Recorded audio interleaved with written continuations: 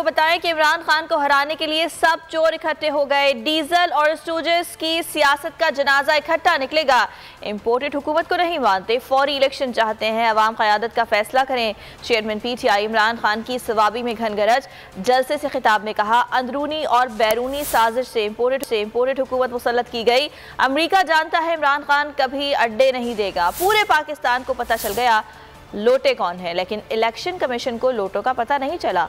लोटे election commission से बच भी गए तो आवाम से नहीं बचेंगे। इमरान खान का कहना था कि प्राइम मिनिस्टर नहीं, क्राइम मिनिस्टर खुद जमानत पर है। क्राइम मिनिस्टर के बेटे पर 4 अरब के केसेस हैं।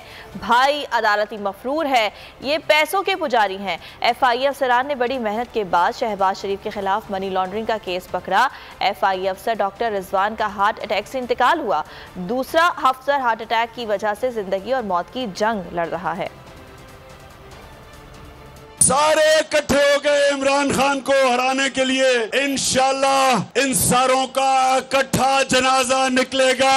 अमरीकों के गुलामों को, चोरों और डाकुओं को हमने किसी सूरत तस्लीम नहीं करना। ये उनके गुलाम हैं, इनमें जुर्रत नहीं है। पैसे की पूजा करने वाले हैं, ये पैसे के बुत की पूजा करने वाले हैं। ये जो ऊपर बैठे हुए हैं ये जानवरों से नीचे चले गए हैं। एक जानवर भी उतना खाता है जितना उसकी भूख होती है, इनका तो पेट ही नहीं भरता। जब मैं आपको कॉल दूंगा, मैं सबको इस्लामाबाद में मिलना चाहता हूँ। हम सिर्फ एक चीज चाहते हैं, इलेक्शन की डेट दो, इलेक्शन गिरवाओ। हम चाहते हैं कि पाकिस्तान के लोग फैसला करें इस मुल्क की क़यादत कौन करेगा। FIA आज हमारी आंखों के सामने तबाह हो रहा है। तो उनके ऑफिसर जिन्होंने बड़ी मेहनत से शहबाज शरीफ और इसके बेटों के ऊपर 24 अरब रुपए के करप्शन के केस, मनी लॉन्ड्रिंग, नौकरों के नाम पे, चपरासियों के नाम पे अरबों रुपया जो उन्होंने पकड़ा, उसके ऊपर एक कातिल बैठा दिया। FIA तो उनके ऑफिसर एक हार्ट अटैक से मर चुका है। जो दूसरा ऑफिसर था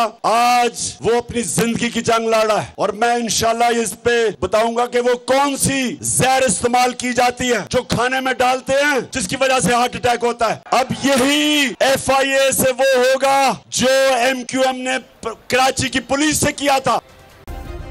सब्सक्राइब करें और बेल दबाएं ताकि कोई खबर रह न जाए।